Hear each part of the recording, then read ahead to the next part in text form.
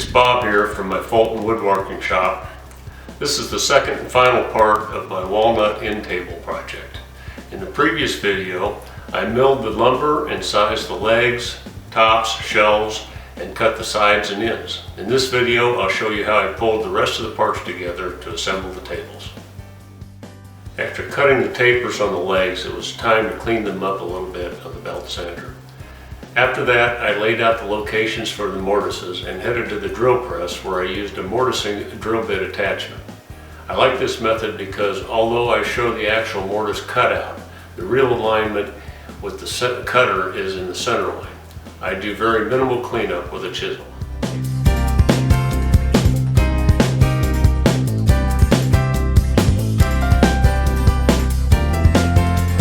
I'm sure you hear all the time, cut the mortise first and size the tenon to fit. That is exactly what I did. Here I'm cutting the tenons for the sides, ends, and shelf supports.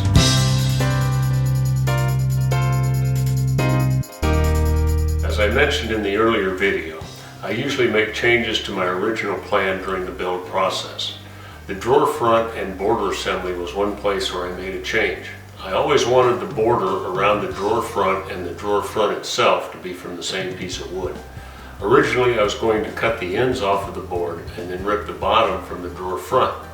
I decided it made more sense to rip the bottom off the board first and then cut the two ends off the drawer front. I also shortened the tenon length on all pieces to keep from having a conflict in the corner of the legs. With the sides, ends, and legs all essentially finished, I put an 1/8 inch round over on all edges at the router table. The final work on the sides and shelf supports was to cut a groove along the top inside edge to accept a tabletop fastener. With the basic table parts completed, I could turn my attention to the drawers. The drawers are made from 1/2 inch stock. The front, of course, is 3/4 inch cut from the same piece as the drawer opening border. The drawer bottoms are solid 1/4 inch walnut. The construction is pretty straightforward. The backs are held in with rabbeted corner joints and the fronts are attached with half-blind dovetail. The bottom rests in a groove cut along the inside bottom edge of the sides, front, and back. With the drawer material cut to size, I now focus on the drawer pull.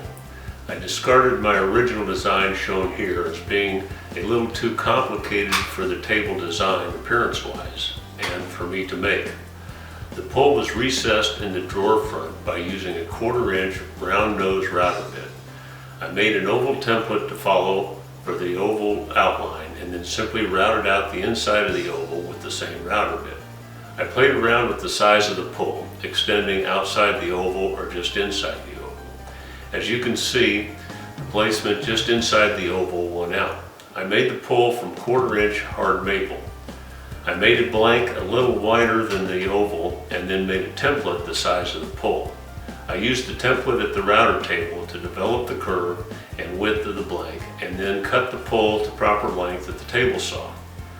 The pull was set inside a 1/4 inch mortise cut inside the oval. I cut the mortise at the drill press with a mortise bit attachment. The pull is simply glued into place. I figure these drawers are small and will not have continual use, and the glue alone will hold up. Time will tell. The half-blind dovetails for the drawer fronts were cut in 2 passes so that I could have an asymmetrical pattern. First I cut the drawer front and then the mating side. Here I'm cutting the groove to accept the drawer bottom in one of the backs. Note the rabbet along the edge.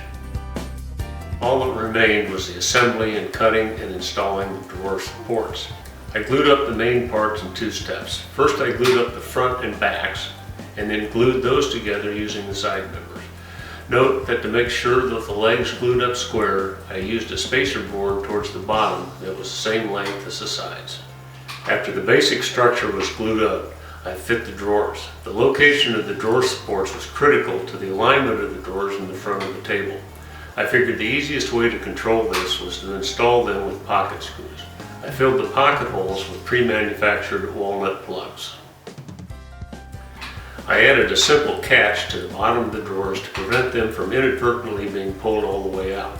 This is simply a gravity latch that drops down when the drawer is inserted and can be pushed back up from underneath to remove the drawer if needed. The tops and shelves were cleaned up, cut to final size. I then rounded the edges with an 1/8 inch roundover bit in the router before final sanding. Finish is always a tough call. I used a 50-50 solution of tung oil and mineral spirits. The main pieces were given 3 coats before assembly. This allowed me easier access to rub out or buff between coats. That brings us to the end of the Walnut end table project. Please feel free to leave comments below, and please subscribe to receive notifications of my next project video.